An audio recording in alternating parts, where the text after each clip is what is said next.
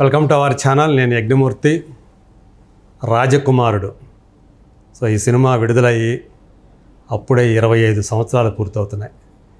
మహేష్ బాబుని హీరోగా లాంచ్ చేసినటువంటి సినిమా రాజకుమారుడు. కె రాఘవేంద్రరావు డైరెక్ట్ చేయగా చలసాని అశ్విని దత్ ప్రొడ్యూస్ చేసినటువంటి రాజకుమారుడు సినిమా 1999 జూలై 30న విడుదలైంది. అంటే రేపు ఈ 30కి సరిగ్గా ఈ జూలై 30కి 25 సంవత్సరాలు పూర్తవుతున్నాయి. ఒక హీరో కెరీర్ 25 సంవత్సరాలు అంటే చిన్న విషయం కాదు. అందున మొదటి సినిమాతోటే మంచి గుర్తింపు సంపాదించుకొని హీరోగా స్వల్పకాలంలోనే స్టార్గా ఎదిగి ఇప్పటికీ ఒక సూపర్ స్టార్గా తన తండ్రి వారసత్వాన్ని కొనసాగించడం అనేది ఇంకా చిన్న విషయం కాదు.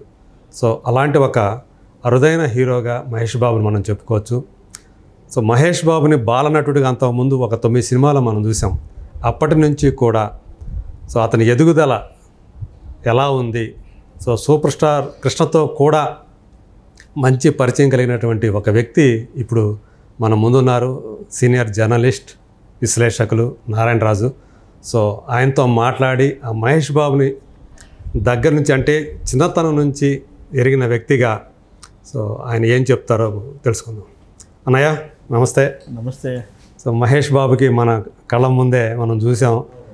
బాలనటుడిగా వచ్చి అంటే బాలనటుడిగా కూడా స్టార్ అయినటువంటి ఏకైక తెలుగులో చెప్పాలంటే ఏకైక నటుడు మహేష్ బాబు అనే చెప్పాలి. ఆయన ముందు లేరు, ఆయన తర్వాత కూడా లేరు అంటారు. రాజకుమారుడు సినిమా మనం చూస్తుండగానే 25 సంవత్సరాలు పూర్తయిపోయినాయి అంటే అదే మీరు రాజకుమారుడు 25 ఏళ్ళు అంటే నాకు ఆశ్చర్యం కూడా కలుగుతుంది. ఎందుకంటే ఆ సినిమా ప్రారంభం, అంతకుముందు కృష్ణ గారు మీడియాతో మాట్లాడిన సంభాషణలు, మహేష్ బాబు యాక్చువల్గా హీరో కాకముందు అంటే రాజకుమారుడు కెమెరా ముందుకు రాకముందే కొంత గ్యాప్ తీసుకున్నాడు. అవును, చదువు కోసం ప్లస్ ఏజ్ కూడా హీరోగా ఒక వయసు కావాలి కాబట్టి కృష్ణ గారు చదువు మీద కాన్సన్ట్రేట్ చేయమని చెప్పి అతనికి గ్యాప్ ఇచ్చారు. ఈ గ్యాప్లోనే ఇండస్ట్రీలో కృష్ణ గారి సన్నిహితుల మధ్య తరచుగా చర్చ జరిగేది.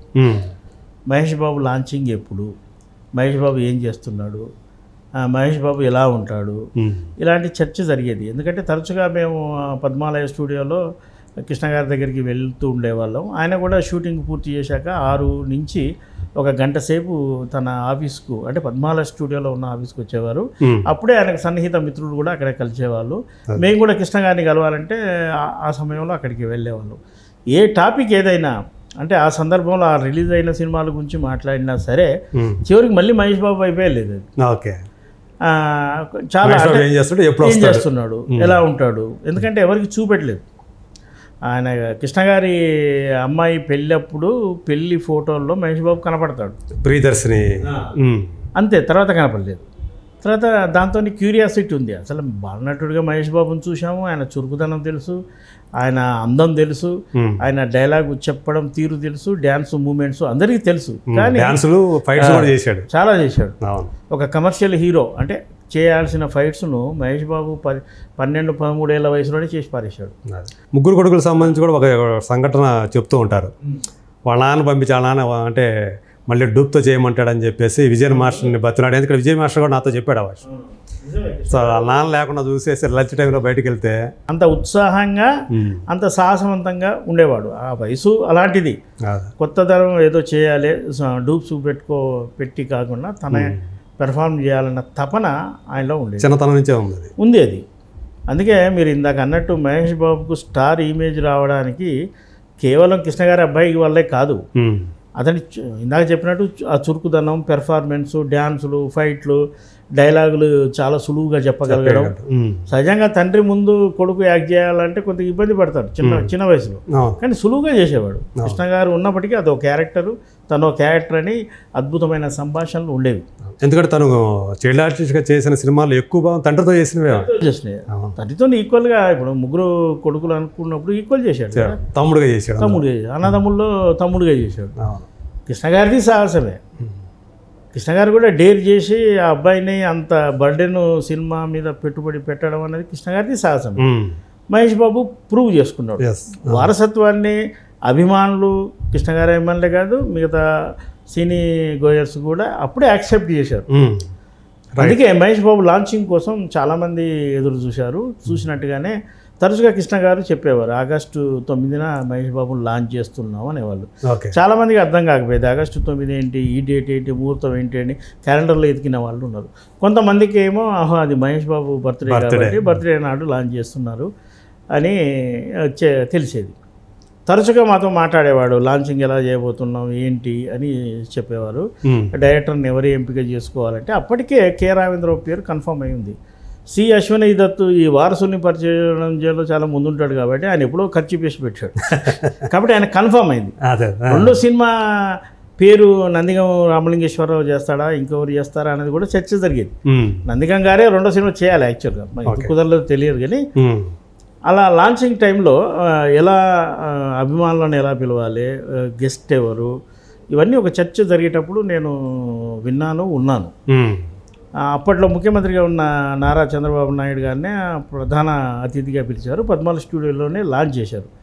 ఆయన క్లాప్ కొట్టి వెళ్ళిపోయాక అభిమానులను ప్రత్యేకంగా పిలిచారు కాబట్టి ఒక వేదిక ఏర్పాటు చేసి వేదిక మీదకి వెళ్ళి కృష్ణ గారు కూడా ప్రసంగించారు.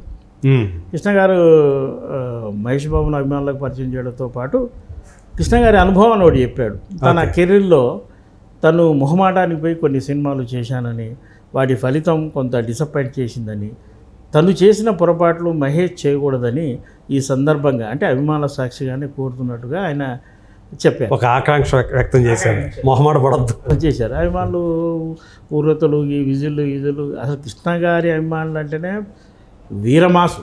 అవును, మామూలు విషయం కాదు. కృష్ణ గారు అంత పవర్ఫుల్.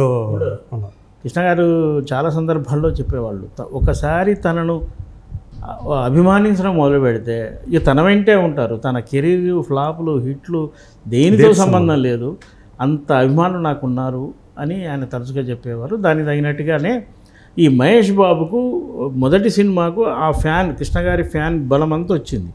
ఆ సినిమా తర్వాత సినిమా జనాదరణ పొందడంతో కొత్త ఫ్యాన్స్ కూడా మహేష్ బాబుకు క్రియేట్ అయ్యారు. అందుకే ఈ రోజున ఆయన టాప్లో రేంజ్లోకి ఎందుకు వెళ్ళాడు అంటే బలమైన మాస్ పునాది తండ్రి వారసత్వంగా వచ్చింది. తన పెర్ఫార్మెన్సు అంటే తన బ్యూటీ కానీ ఇంకోటి కానీ, చాక్లెట్ బాయ్ అంటారు కదా, మిల్క్ బాయ్ అంటారు, రకరకాలుగా అంటారు. అందం అని చాలా సినిమాల్లో ప్రస్తావన వస్తే నువ్వేమన్నా మహేష్ బాబు రా అని అంటుంటారు. అంటే దాని కొలమానం అనమాట, కొలమానం మహేష్ బాబు అందానికి కొలమానం అయిపోయాడు. అంత సహజంగా హీరోలు మన గతంలో 6 అడుగుల అందగాడని సోమన్ బాబు గురించి చెప్పేవాళ్ళం. మిగతా నాకు గుర్తుండి ఏ హీరో గురించి అందాల నటుడు అనే మాట ఉపయోగించింది ఆయనకే. మనం మిగతా హీరోలు చాలామంది ఉన్నారు, మనకు లుక్ బాగుంటారు కానీ అందాల అన్న పదం ఎవరికి వాళ్ళే. ఆడవాళ్ళకి మాత్రం అందాల నటి అంటారు కానీ అందాల నటుడు లేడు. సోమన్ బాబుకు ఉండేది. ఆ తర్వాత జనం మెచ్చిన అందగాడు బహుశా మహేష్ బాబే, అంత బ్యూటీగా. తర్వాత రాజకుమారుడు విషయానికి వస్తే అక్కడే పద్మాలయంలోనే సెట్ చేసి షూటింగ్ చేశారు. ఆ కథ రాఘవేంద్రరావు టైపు, అంటే ఒక కొత్త స్టార్ కిడ్ను పరిచయం చేసేటప్పుడు ఎలాంటి జాగ్రత్తలు తీసుకోవాలి, ఎక్కడ డిసప్పాయింట్ కాకూడదు, ఎక్స్పెక్టేషన్స్ ఎక్కువగా ఉంటాయి కాబట్టి అన్ని మసాలాలు రంగరించి ఆ కథను తయారు చేశారు. పరచూర్ బ్రదర్సే రైటర్స్ దానికి. ప్రకాష్ రాజు వెరీ ఇంపార్టెంట్ క్యారెక్టర్. కృష్ణ గారు క్యారెక్టర్ తొలుత రివీల్ చేయలేదు, తర్వాత చివరిలో రివీల్ చేశారు. సినిమా చూసిన వాళ్ళకు ఒక ఆశ్చర్యకరమైన విషయం అది. అంటే ఫస్ట్ మూవీలో కృష్ణ గారు కనిపించాలని అభిమానులందరూ కోరుకున్నారు. దానికోసం ఆయన అలా మెరుపులాగా సడన్గా ఒక వేగంగా ఇలా మెరిసి వచ్చిపోతాడు. అయితే మహేష్ బాబు ఒక విధంగా నవరసాలు అంటారు కదా, మహేష్ బాబులో ఉన్న నవరసాలని చూపెట్టే ప్రయత్నం రాజకుమార్లో జరిగిందని మనం చెప్పవచ్చు. నిజానికి అభిమానులు ఎక్స్పెక్ట్ చేసిన ఇంకా వేరు, మంచి మాస్ ఎలిమెంట్స్, మంచి విలన్, కమర్షియల్ ఫైట్స్ అవి లేవు అందులో. కానీ మహేష్ బాబు కృష్ణ గారికి ఉన్న బలం వల్ల ఆ సినిమా సులువుగా సునాయాసంగా ఆడేసింది. 44 సెంటర్లో 100 రోజులు ఆడింది. అదే ఈ స్టార్ కిడ్ సినిమా మొదటి సినిమా ఇన్ని కేంద్రాల్లో 100 రోజులు ఆడడం అనేది ఎవరికి లేదు, ఒక మహేష్ బాబుకి చెందింది. అలా బలమైన పునాది పడడం వల్ల మహేష్ బాబు కెరీరు యాక్చువల్గా ఎవరు ఈ రాజకుమార్ లాంటి సినిమా ఉన్నా లేకున్నా మహేష్ బాబు హీరోగా లాంచ్ అయ్యాక ఆయన ప్రయాణానికి అసలు బ్రేక్లు లేవు, పరిగెడుతూనే ఉంటాడు. అయితే తండ్రి ఇచ్చిన సలహా మేరకు కావచ్చు, ఏదో సినిమాల ఎంపికలో కొంత బ్యాలెన్సింగ్గా ఉంటూ కొంత కొత్తదనం కోసం ప్రయత్నించారు. ఒక్కడు ముందు వరకు కొద్దిగా ఆయన కెరీర్ పరంగా అభిమానులు చాలామంది డిసప్పాయింట్ అయ్యారు. ఒక్కడితో పుంజుకున్నాడు, వేగం పరిగెడుతూనే ఉంది. పోకిరితోటి ఎక్కడికి వెళ్ళిపోయాడు. ఇప్పుడు పోకిరి ఆల్ రికార్డు క్రియేట్ చేసింది, అద్భుతమైన ఇండస్ట్రీ రికార్డ్, ఫ్యాన్స్ కోరుకునే క్యారెక్టర్లు అవి. అందువల్ల తర్వాత దూకుడు కావచ్చు, అలాంటి క్యారెక్టర్లు చేశారు. కాబట్టి మహేష్ బాబు ఎక్కడ ప్రస్తావన వచ్చినా మహేష్ బాబు టాప్ 5లోనే ఉంటాడు, ఆయన ప్రస్తావన వస్తూ ఉంటుంది. ఈ రోజుకి ఆయన చూసుకుంటే ఈవెన్ ఫ్లాప్ అని ముద్రపడిన సినిమా కూడా ఈరోజు 100 కోట్లు కలెక్ట్ చేసే రేంజ్కి, మళ్ళీ అది పాన్ ఇండియా సినిమా కాదు, ఓన్లీ తెలుగులో మాత్రమే రిలీజ్ అయ్యే సినిమాలు ఆయన ఇప్పటివరకు కూడా. అయినప్పుడు మనం చూసాము గుంటూరు గారం చూసుకుంటే లాస్ట్ ఫిల్ము, అది చాలామందికి ఇదేంటి కాదు డివైడ్ టాక్ వచ్చింది, ఫ్లాప్ అన్నారు. అయినా కానీ ఆల్మోస్ట్ 170 కోట్లు కలెక్ట్ చేసింది. అంటే అతని రేంజ్ అనేది, అతని స్టామినా ఏంటి అనేది. ఆ సినిమా రిలీజ్ అయినాక రివ్యూ మీటింగ్లో దిల్ రాజు చెప్పినట్టు మహేష్ బాబును చూసేందుకే వెళ్ళారు. అభిమానులే కాదు, జనరల్ ఆడియన్స్ కూడా మహేష్ బాబు ఉన్నాడు, మహేష్ బాబును చూడాలి అంటే అంత అట్రాక్ట్ చేసిన పర్సనాలిటీ అది. స్క్రీన్ మీద అలా ఉంటాడు, మహేష్ బాబును చూస్తే చాలు అన్న ఉంటుంది. పూర్వం స్క్రీన్ అంతే, ఆఫ్ స్క్రీన్ అంతే, అట్లాగే ఉంటాడు. తర్వాత ఇందాక మీరు చెప్పినట్టు మహేష్ బాబు పాన్ ఇండియా సినిమాలకు ఆయన బ్యాచ్ హీరోల్లో పాన్ ఇండియా అంటూ ఇంకో కాలు అటువైపు పెట్టారు. కానీ మహేష్ బాబు స్టెబిలిటీగా తెలుగుకే పరిమితం ఉన్నాడు ఇప్పటి వరకు. ఇప్పుడు కూడా మనం తెలుగు అనాలి దాన్ని. అన్ని పాన్ ఇండియా లెవెల్లో వాళ్ళు బిజినెస్ చేసుకుంటే చేసుకోవచ్చు. కానీ ఒక సందర్భంలో డిస్కషన్ వచ్చినప్పుడు కూడా నన్ను బాలీవుడ్ భరించడం కష్టం అన్నాడు. ఆయన ఉద్దేశం ఏంటంటే నేను బాలీవుడ్ కంటే తెలుగుకే కాన్సన్ట్రేషన్ నాది ఎక్కువ అన్న ఉద్దేశం ఆయనది. దాన్ని మనం పాజిటివ్గానే తీసుకోవాలి. అలాగే కృష్ణ గారు కూడా తన కెరీర్లో హిందీ సినిమాలు కానీ తమిళ సినిమాలు కానీ చేయలేదు. ఆయన చెప్పేవాడు మీరు ఎందుకు చేయలేదంటే నాకు లాంగ్వేజ్ మీద పట్టు లేదు, అందుకని నేను చేయలేదని నిజాయితీగా ఆయన చేశాడు. మరో కారణం ఏంటంటే తెలుగు సినిమాలు పూర్తి చేయడానికి నాకు టైం లేదు, ఇంకో 3 షిఫ్ట్లు చేసుకుంటా వచ్చే పరిస్థితి. ఇక్కడ ఇంత అభిమానులు ఉండి ఇంత ఆదరిస్తున్నప్పుడు మనం ఇంకో కాడికి పోవాల్సిన అవసరమే లేదు అనేది ఆయన అభిప్రాయం. బహుశా తండ్రి అభిప్రాయాన్నే మహేష్ బాబు కూడా పాటిస్తూ ఉన్నట్టుగా మనకు అనిపిస్తుంది. మీరు అన్నట్టు రాజమౌళితో చేస్తున్న సినిమా అంటే ఆయన స్పాన్ అలాంటిది కాబట్టి, కథ అలాంటిది కాబట్టి మహేష్ బాబు తెలుగు వర్షన్ చేసినా, లేకపోతే ఇప్పుడు RRR సినిమా ఉంది అది తెలుగు వర్షనే చేశారు. కానీ లాంగ్వేజ్ పరంగా దాన్ని మిగతా భాషలకు కూడా తీసినట్టుగానే దాన్ని ప్రజెంట్ చేశారు. ఇప్పుడు మనకు వస్తున్న సినిమాలు ఓటీటీలో తమిళ సినిమాలు, మలయాళం సినిమాలు చూస్తే ఆడియో డబ్బులు సినిమాలే కదా అది, వాటిని కూడా పాన్ ఇండియా అనవచ్చు. అలా సో అంటే మహేష్ బాబుకి ఆయన కెరీర్ ఎలా బిల్డ్ చేసుకోవాలి అనే దాని విషయంలో కృష్ణ గారు మొదట్లో బాగా సలహాలు ఇవ్వటం కానీ, సపోర్ట్గా నిలవటం కానీ ఇది బాగా చేశారనుకుంటా కదా. ఇప్పుడు కృష్ణ గారు మహేష్ బాబును ఎలా చూడాలి, ఎలా పెంచాలి, ఎలా సినిమాలు ఎంపిక చేసుకోవాలి అనేది ఆయన మొదటి నుంచి ఆయన ట్రైనింగ్లోనే ఉన్నాడు. అంటే బాల నటుడిగా లేదా యంగ్ క్యారెక్టర్ చేసేటప్పుడే ఆయన తండ్రి నుంచి నేర్చుకున్నాడు. పైగా ఏంటంటే అన్న కొంతకాలమే ఉండి తర్వాత వచ్చేసాడు రమేష్. సో ఆయన కొనసాగలేకపోయాడు, తండ్రి వారసత్వాన్ని ముందుకు తీసుకెళ్ళలేకపోయాడు. దాంతో ఈయనకి అదనపు ఇంకా భారం కూడా పడింది. అది ఖచ్చితంగా పడింది. అభిమానులు మహేష్ బాబు మీద చాలా ఆశలు పెట్టుకున్నారు. ఆ ఆశల్ని మహేష్ బాబు చాలా వరకు తీర్చాడు. రమేష్ బాబు హీరోగా కొనసాగకపోవడానికి కారణం ఆయనను జనం యాక్సెప్ట్ చేశారు.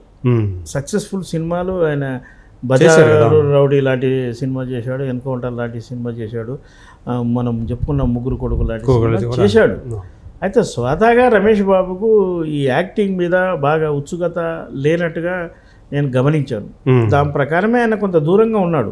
అదే ఆయనను జనం వద్దనిలే, ఆయన దూరంగా ఉన్నాడు, ఆయన దూరం జరిగాడు.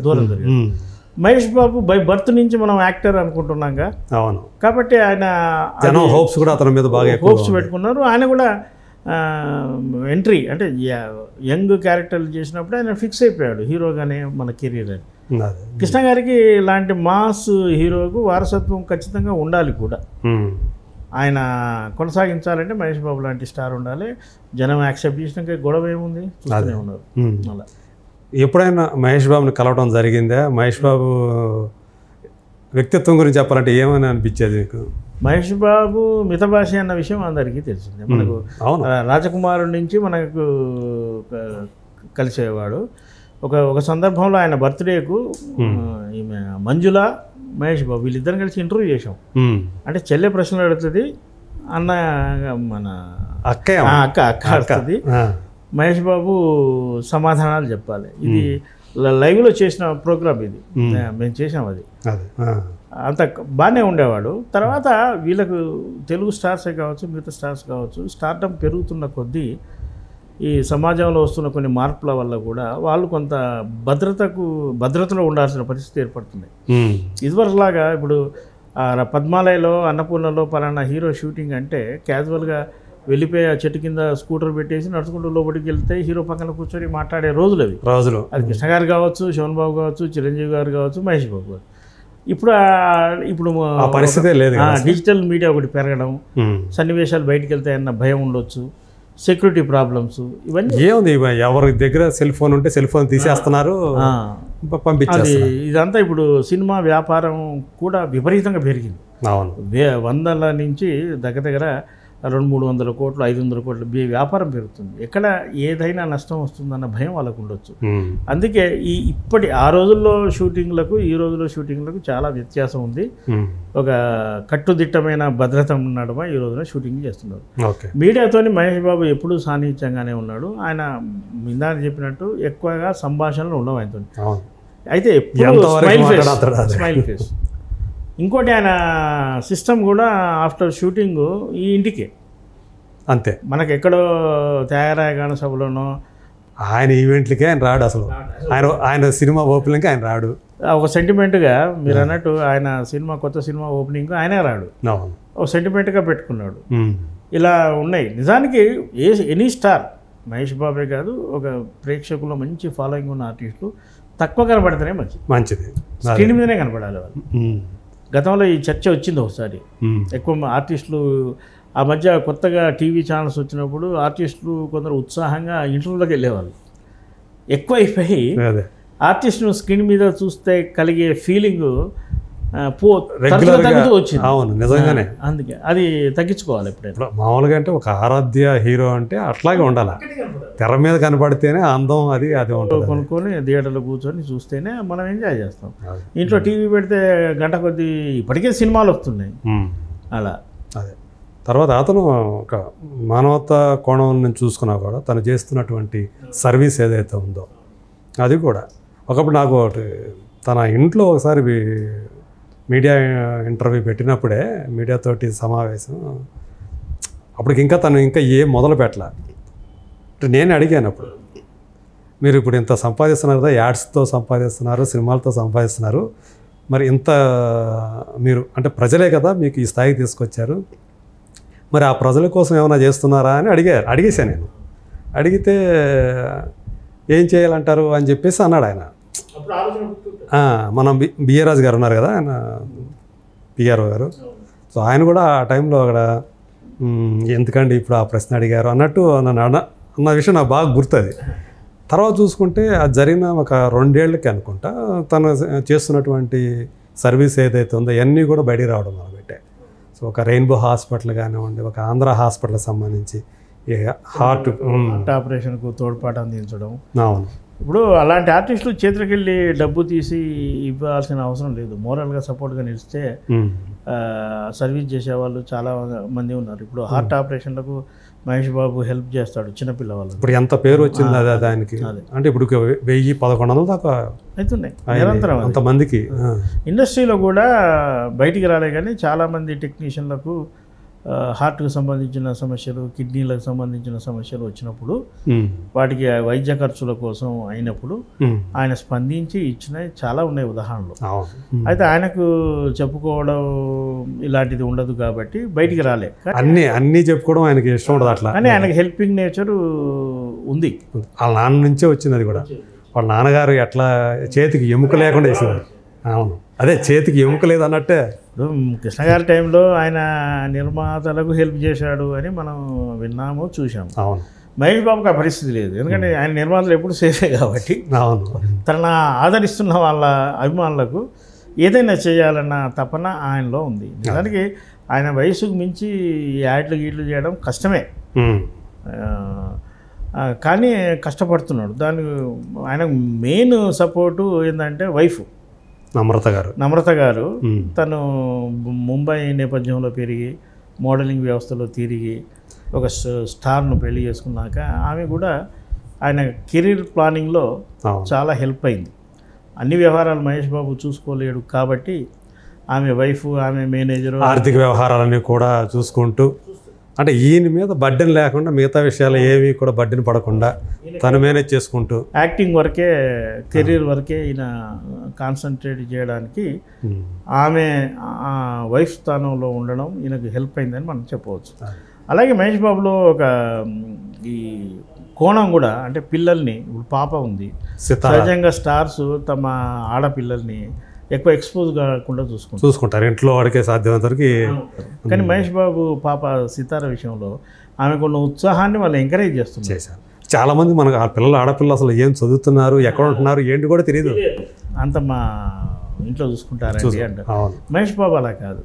అంటే పిల్లల్లో ఉన్న ఉత్సాహాన్ని, ఆసక్తిని వాళ్ళు ఎంకరేజ్ చేస్తుందంటే ఆయన గుడ్ పేరెంట్గానే మనం చెప్పుకోవాలి. ఆ అమ్మాయి సినిమాలు ఏం చేయలేదు, కానీ ఆమెకి అప్పుడే స్టార్ ఇమేజ్ వచ్చేసింది. అదేదో బ్రాండ్ అంబాసిడర్గా చేసింది. ఆమె కూడా తండ్రి వారసత్వంగా వచ్చిన తొలి రెమ్యునేషన్ కూడా ఆమె మొత్తం ₹1,00,00,000 అంట డొనేట్ చేసింది. అవును, కోటి అనేది మనకు అనఫిషియల్ కాబట్టి అంత వాల్యూ ఉన్న బ్రాండే ఆమె. అవును, భవిష్యత్తులో ఇంకా ఎన్నో అద్భుతాలు చూడవచ్చు ఆమె ద్వారా మనం. ఇక కొడుకు గౌతమ్ ఆల్రెడీ బాలనటుడికి ఎంట్రీ ఇచ్చాడు. భవిష్యత్తులో మరి మహేష్ బాబు చెప్పిన ప్రకారం అయితే అబ్బాయికి చదువు మీద ఇంట్రెస్ట్ ఉందట. ఏదన్నా టర్నింగ్ వస్తే మళ్ళీ హీరోగా వచ్చిన సుకుమారే అతన్ని పరిచయం చేసాడు. నేనొక్కడి నేను అదే వచ్చిన ఆశ్చర్యపోనవసరం అవసరం లేదు. అవును, అదే.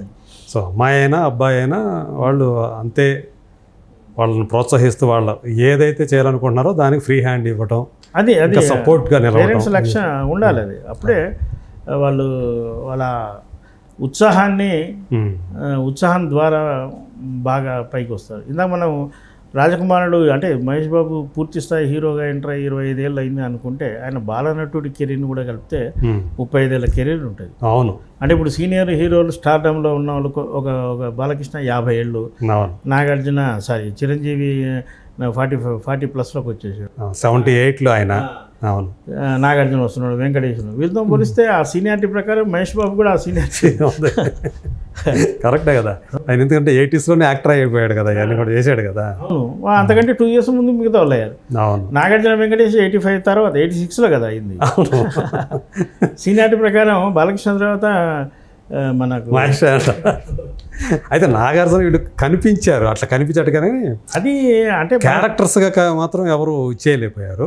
మహేష్ బాబు చేసిన చైల్డ్ ఆర్టిస్టులతో పోల్చునేవాళ్ళు. అవును, మిగతా వాళ్ళు బ్యాలెన్స్ చేశారు వాళ్ళు. అవును, అలా అది కనపడిపోవడం, గోడకు ఫోటో చూపెట్టడం అది కాదు. అది అదే. అవును, అట్లాంటి చాలామంది వెంకటేష్ను కూడా మనం ప్రేమనగర్కో ఎక్కడికో వేయచ్చు. అది కాదు, అది కనబడితే కాదు. అదే ఒక క్యారెక్టర్ చేయటం, ఆ పేరు తెచ్చుకోవటం, కొడుకు దిద్దిన కాపురం కానివ్వండి. ఫస్ట్ మనం పోరాటం కంటే ముందు నీడ అనే సినిమాలో అన్నయ్య హీరో చేసిన సినిమాలో అవును కథ అది అంత అలా కనిపించి కొద్ది సెకండ్ల పాటు ఉండే క్యారెక్టర్ కాబట్టి అది మనం లెక్కలో తీసుకోలేదు. పోరాటంతో ఆయన బాలనటు కెరీర్ ప్రారంభమని చెప్పుకుంటాం మనం. ఒక శంఖారావం కానీ వీళ్ళు చిన్నప్పటి నుంచి ఊహ తెలిసినప్పటి నుంచి తండ్రి స్టారు, తండ్రి కోసం ప్రొడ్యూసర్ రావడం పోవడం, తండ్రి షూటింగ్కి వెళ్ళడం, తర్వాత తండ్రి సినిమాలు ప్రివ్యూ థియేటర్లు చూడడం, అంతా సినిమా వాతావరణం కదా. నాన్నను కలవాలంటే వీళ్ళు అక్కడికే వెళ్ళాలి. అది మరి ఇంటికి వచ్చేది తక్కువ కదా, ఎందుకంటే అక్కడ అలా పెరిగిన పిల్లలు కదా. అవును. అందుకే ఇప్పుడు అంటే ఈ జనరేషన్లో సినిమాలు తగ్గించుకొని కుటుంబానికి ఎక్కువ టైం కేటాయిస్తున్నారు. కానీ గతంలో కెరీర్లు ఇప్పుడు కృష్ణ గారి బ్యాక్గ్రౌండ్ ఎవరు లేరు కదా, తను నిలబడాలి, అవకాశాలు ఉన్నప్పుడే సద్వినియోగం చేసుకోవాలనేది కాన్సెప్ట్ వాళ్ళది. అవును. అలా చేసుకుంటేనే ఇంత కెరీర్ వచ్చింది. అంత శ్రమ పడబట్టే ఆయన సినిమాలు ఎంతమందికి ఉపాధి దొరికింది అంటారు కదా అసలు, అందువల్ల సో నిలబడింది అట్ట వీళ్ళ వాళ్ళే. కృష్ణ గారి వల్లనే సుమారు 60 నుంచి 65 మంది కొత్త డైరెక్టర్లు ఇండస్ట్రీకి వచ్చారు. డైరెక్టర్ ఎవరైనా చూసేవాడు కాదు, ఆయన కథ చెప్పాడు, ఈయన సార్ డైరెక్టర్ పలానా అసిస్టెంట్ అంటే ఓకే అమ్మా అనేవాడు. ఇప్పుడు స్కానింగ్ చేస్తున్నారు కదా, నువ్వు ఎక్కడ పుట్టావు, ఏం బతికావు, ఏం చదివావు, పలానా హాలీవుడ్ సినిమా తెలుసా, బాలీవుడ్ సినిమా తెలుసా. మీరు అన్నట్టు ఆయన స్టార్డమ్ కానివ్వండి, ఆయన ఫ్యాన్ క్లబ్స్ కానివ్వండి, అసలు మామూలు చాలా పవర్ఫుల్ కదా.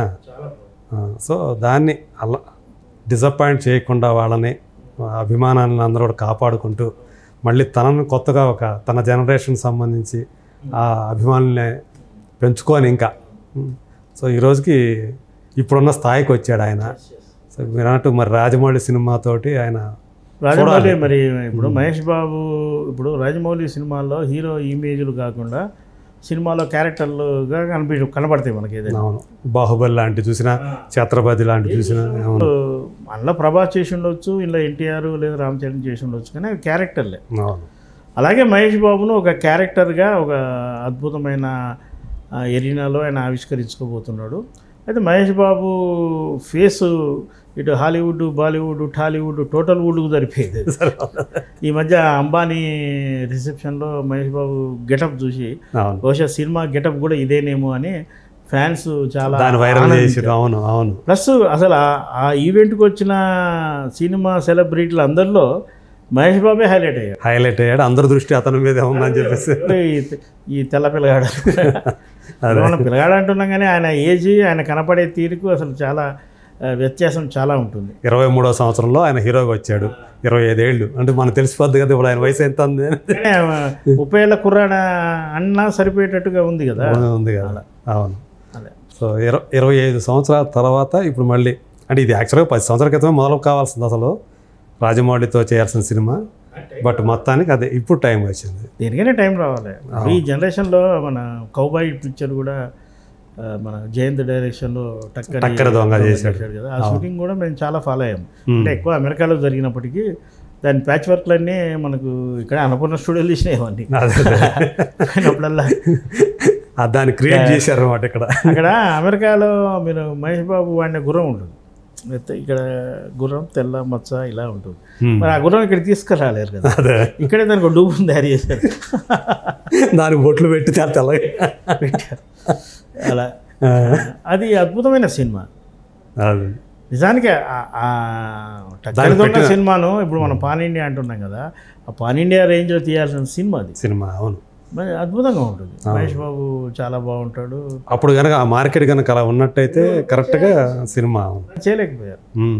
అదే అప్పుడు మరి ఆ డైరెక్టర్కి ఆలోచన రాలేదో కుదరలేదు. సరే అప్పట్లో మోసగాడు ద ట్రెజర్ హంట్ అని చెప్పి రిలీజ్ చేసి ఇంగ్లీష్లో కూడా చేశారు. ట్రెజర్ అప్డేట్ వర్షన్ ఇది. టక్కర్ కూడా కృష్ణ గారు ఉంటారు కదా చివరిలో. కరెక్ట్.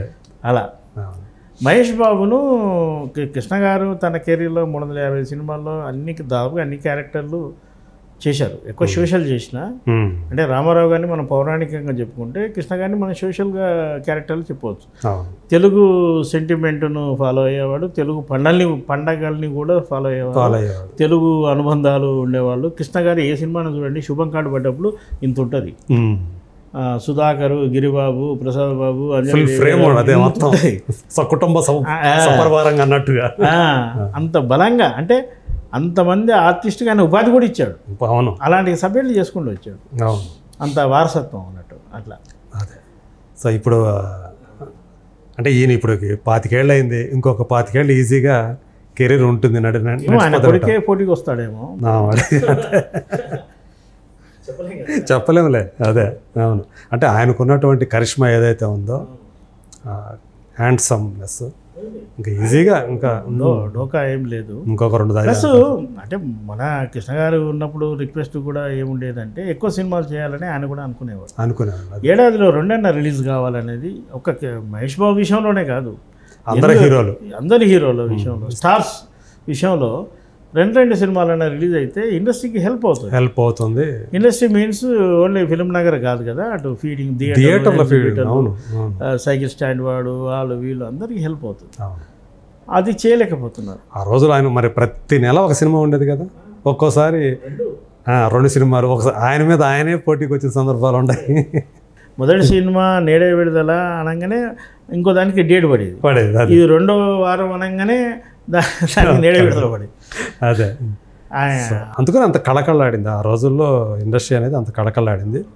కానీ ఇప్పుడు మనం ఇప్పటి వాతావరణానికి తగ్గట్టు ఎందుకంటే చాలామంది హీరోలు వచ్చారు, సో కాబట్టి వాళ్ళకు కూడా స్పేస్ దొరుకుతూ ఉంది ఇప్పుడు. కాకపోతే ఏంటంటే మీరు అన్నట్టు ఆ థియేటర్ల ఫీడింగ్ ఏదైతే ఉందో అది స్టార్తో రన్ అయ్యేటట్టు వేరే వాళ్ళతో రన్ కాదు. అవును, ఆ ఫీడింగ్ అనేది ఆ కళగా అసలు థియేటర్లన్నీ కళకలాటం అనేది. లాస్ట్ వీక్ ఒక 6 సినిమాలు వచ్చాయి, రేపు 2వ తారీఖు కొన్ని సినిమాలు వస్తున్నాయి. ఇవన్నీ మనం మాట్లాడుకోవట్లే కదా. అవును, ఆగస్టు 15 వచ్చే మన రవితేజ సినిమా కానీ కావచ్చు, ఇస్మార్ట్ డబుల్ ఇస్మార్ట్ గురించే మాట్లాడతాం. ఆ స్టార్డమ్కి ఉండేది అది, జనాల్లో ఆసక్తి ఉండాలి. కలికి రాకముందు ఒకే స్టార్ సినిమా ఒకటే వచ్చింది, గుంటూరు కారం అని చెప్పుకున్నాం. మరి ఎందుకంటే మరి అదే థియేటర్లు అన్నీ కూడా చాలా ఇబ్బంది పడుతూ వచ్చాయి. అదే చాలా చోట్ల ఫీడింగ్ లేక, సరైన కలెక్షన్స్ లేక సినిమాలకు మార్నింగ్ షో ఉండడమే కష్టం అవుతుంది. మ్యాట్నీ నుంచి టికెట్లు ఇవ్వడం మానేస్తుంది, అంత దుస్థితి ఉంది. అసలు షోస్ క్యాన్సిల్ చేస్తున్నటువంటి పరిస్థితి. అదే సో వీళ్ళు కూడా కొంచెం మారితే స్టార్స్ కూడా కథ అంటే ఉన్నాళ్ళు. రవితేజ ప్రతి సంవత్సరం 2 సినిమాలకు మినిమం అక్షయ్ కుమార్ చేస్తున్నట్టుగా ఇక్కడ తెలుగులో రిలీజ్ ఒకటి మొదలు కావాలి, ఆ ప్లాన్లోనే ఉన్నాడు. ఆయనే కాదు కదా, ఇంకా సపోర్ట్గా ఇంకా కొందరు హీరోలు రావాలి. సరే, వాళ్ళకుండే ఇబ్బందులు కూడా వాళ్ళకుంటాయి. మా మీద 100 కోట్లు 200 కోట్లు 500 కోట్లు పెట్టుబడి పెట్టినప్పుడు కొంత జాగ్రత్త అవసరం అంటాడు. పోస్ట్ ప్రొడక్షన్కు టైం ఎక్కువ పడుతుంది. ఇప్పుడు బడ్జెట్ అనేది పెరగటం వల్ల దీనికి అందరికి కారణం. VFX అదనంగా చేరింది, వాళ్ళు గంటలు రోజుల తరబడి టైం తీసుకుంటారు. చాలా ఉంటాయి, మనం అనొచ్చు కానీ సులువుగా అలా. సో అట్లా మహేష్ బాబు హీరోగా 25 సంవత్సరాలు పూర్తి చేసుకుంటున్న సందర్భంగా ఆయన గురించినటువంటి మంచి సమాచారాన్ని మాకు అందించినందుకు థ్యాంక్ యూ అన్నయ్య. Thank you so much.